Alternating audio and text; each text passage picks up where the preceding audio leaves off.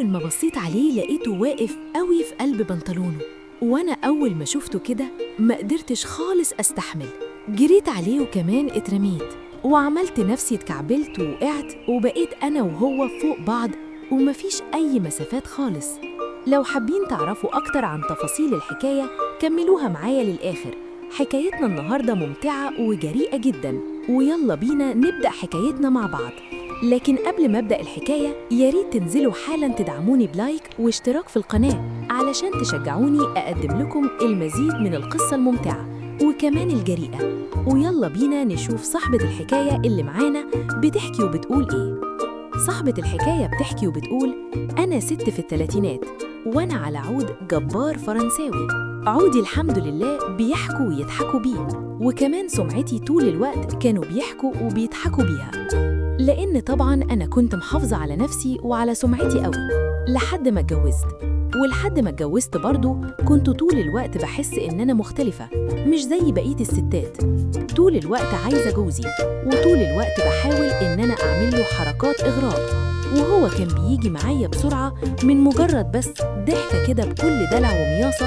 كنت بلاقيه بيشدني من إيدي وبياخدني على السرير على طول، وهناك طبعاً بنعمل مع بعض أحلى علاقة. كنت طول الوقت فاكرة إن جوزي مفيش منه، لأنه هو كان طول الوقت بيقولي لو لفيت العالم كله مش هتلاقي واحد زيي يلبيلك طلباتك وقت ما تكوني عايزة ومحتاجة. مش هكدب عليكم، فعلا هو فيه الصفة ديت. حتى لو هو تعبان ومرهق، أول ما بيحس إن أنا عايزاه ما بيتأخرش عليا أبدا، ولاقيه بيجي على نفسه علشان خاطر يبسطني ويريحني، خاصة في الأيام المعينة بتاع شهر بعد الدورة الشهرية. بكون ملهلبة خالص ومحتاجة العلاقة بأي طريقة. هو كمان بيكون واحد أجازة معايا أيام الدورة وبعد الدورة ديت. مش عايزة أقول لكم إيه اللي إحنا بنعمله كل ليلة، وكل تقريباً كده 5-6 ساعات بنرتاح إحنا الاتنين، لكن إحنا بنريح بعض بطريقتنا وبطريقة مختلفة جداً محدش خالص بيعملها. أنا من وجهة نظري كده، لأن إحنا من نوعية الناس اللي وقت العلاقة بنكون متحررين جداً وما بنحاسبش خالص على كلامنا ولا حتى على ألفاظنا، لدرجة إن أنا ممكن أقول له أنا عايز فلان الفلاني، واحد ممكن يكون عارفه وممكن يكون ما يعرفهوش، لكن عادي لما أقول له وقت العلاقة أنا نفسي فيه أو إن هي حاجة معينة عجباني فيه. هو كمان نفس النظام، بيحب جداً إن أنا أشتمه وأقول له ألفاظ، خاصة لما أشتمه بأمه وأقول له يا ابن كذا. هي ديت حياتنا بسيطة جداً، لكن في نفس الوقت بنعمل كل اللي إحنا نفسنا فيه، لكن مفيش حد يقدر يمسك علينا غلط أبداً. والدليل إن المنطقة بتاعتنا كلها بتحبنا وبتحتوينا، ودوت بيني وبين جوزي بس، ما بيخرجش بره لأي حد. حتى بعد ما بنخلص العلاقة الزوجية يعتبر اللي إحنا كنا بنفكر فيه واللي إحنا كنا بنقوله ده بننساه في لحظة ولا أكنه أصلاً تم. ويمكن دوت اللي كان سبب في نجاح لحياتي الزوجية اللي ما بيني وما بينه، رغم إن كان فيها حاجات ومغامرات كتير جداً. من ضمن المغامرات ديت إن إحنا كان عندنا شقة جديدة، والشقة ديت كانت محتاجة شوية نقاشة، يعني وش نظافة. وطبعاً جوزي قال لي أنا هجيبلك النقاش وإنتي تعاملي معاه بمعرفتك ديت يا حبيبتي، مملكتك، وشوفي الألوان اللي إنتي عايزاها وتريحك نفسياً إيه وقوليله عليها وهو يعملها. وفعلاً جاب النقاش، والنقاش دوت كان شاب زي القمر، يعني هو كان أصغر مني أنا وجوزي، لكن كان عضلات وكان باين عليه جداً إن هو رياضي من الفلاحين، يعني متربي على السمنة البلدي. بدأت أقف معاه وأقوله على الألوان والدرجات اللي أنا عايزاها، وبصراحة هو كان مش بيشيل عينيه من عليا خالص، كان طول الوقت سخن ومولع، كان طول الوقت بحس إن هو بينزل على نفسه من كتر ما هو معجب بيا. ومش هكدب عليكم، نظراته ديت كانت بتعشش في قلبي وما كانتش بتطلع خالص من خيالي، خاصة وقت العلاقة بيني وبين جوزي. وكنت كل ليلة بحكي له اللي كان بيحصل بيني وبين النقاش ده. بص عليا في المنطقة الفلانية، ده قال لي كلمة بدلع، وطبعا أنا كنت بحاول على قد ما أقدر أدلع عليه، علشان طول الوقت كنت بحس إن أنا مبسوطة جدا. نظراته عليا وعلى جسمي كنت وقت العلاقة بقول لجوزي أنا نفسي فيه، وبجد نفسي أجرب النوعية ديت من الشباب.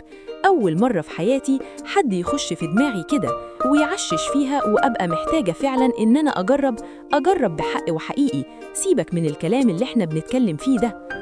وقت العلاقة لقيت جوزي بيقولي إن اعملي لنفسك فيه كله وأنا هكون مبسوط بدام انتي مبسوطة ومرتاحة. لو عايزة تجربي أنا مفيش عندي أي مانع خالص، بالعكس هكون مبسوط جدا وكمان مرتاح على راحتك قوي.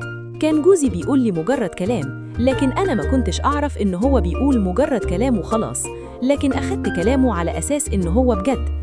وفعلا تاني يوم رحت وأنا كنت لابسة عباية ضيقة قوي وحاطة مكياج وكمان بارفان يجيب لآخر الشارع، وأول ما شافني وكمان شم ريحة بارفاني لقيته بيقولي ذوقك حلو قوي، البارفان بتاعك جميل وفي نفس الوقت يهد الأعصاب. لكن أنا عمل معايا العكس، هيج لي أعصابي أنا. أول ما شفته وأول ما شفت إن هو واقف كده في بنطلونه ما قدرتش خالص إن أنا أستحمل أشوف المنظر دوت قدام مني وأسكت كده وما أعملش أي حاجة. قلت هعمل إيه؟ عملت نفسي إن أنا خلاص دايخة وهقع، على أساس يعني إن أنا خرجت من البيت من غير ما أفطر، وطبعا حصلت لي دوخة.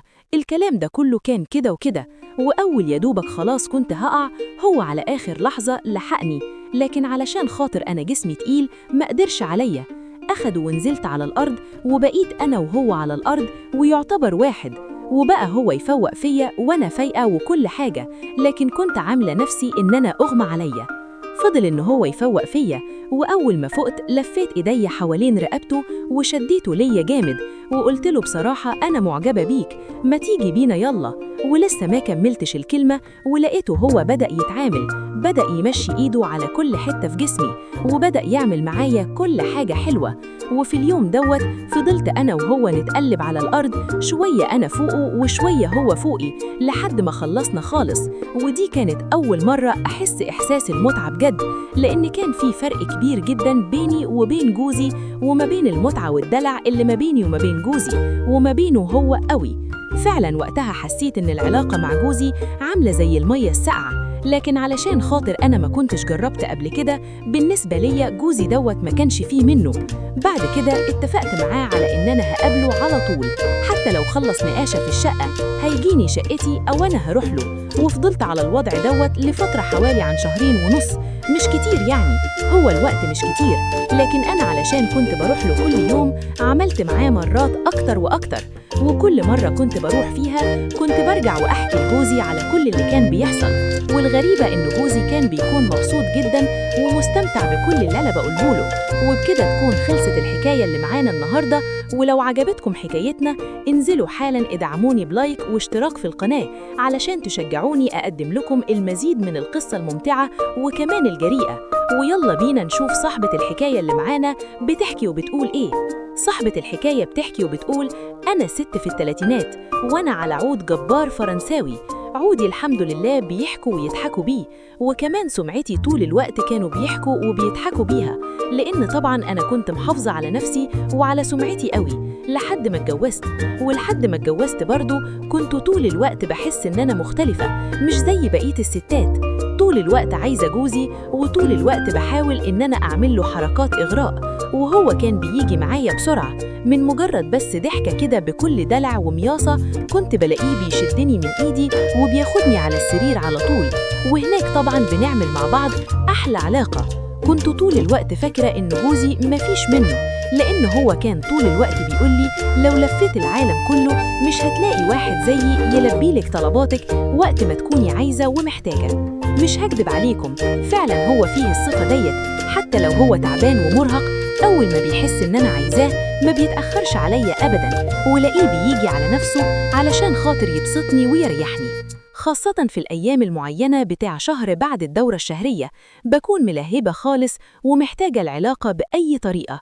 هو كمان بيكون واخد أجازة معايا أيام الدورة وبعد الدورة ديت. مش عايزة أقول لكم إيه اللي إحنا بنعمله كل ليلة، وكل تقريبا كده 5-6 ساعات بنرتاح إحنا الاتنين، لكن إحنا بنريح بعض بطريقتنا وبطريقة مختلفة جدا محدش خالص بيعملها.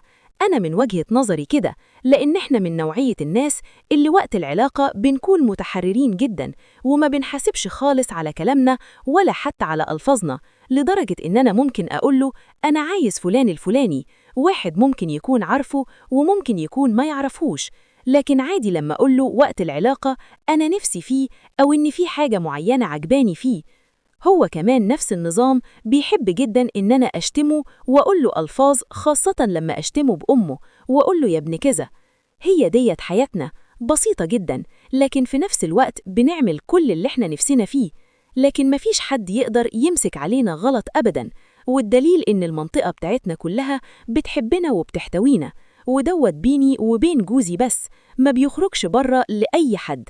حتى بعد ما بنخلص العلاقة الزوجية يعتبر اللي احنا كنا بنفكر فيه واللي احنا كنا بنقوله ده بننساه في لحظة ولا أكنه أصلا تم. ويمكن دوت اللي كان سبب في نجاح لحياتي الزوجية اللي ما بيني وما بينه، رغم إن كان فيها حاجات ومغامرات كتير جدا. من ضمن المغامرات ديت إن احنا كان عندنا شقة جديدة، والشقة ديت كانت محتاجة شوية نقاشة، يعني وش نظافة. وطبعا جوزي قال لي أنا هجيب لك النقاش وانتي تعاملي معاه بمعرفتك.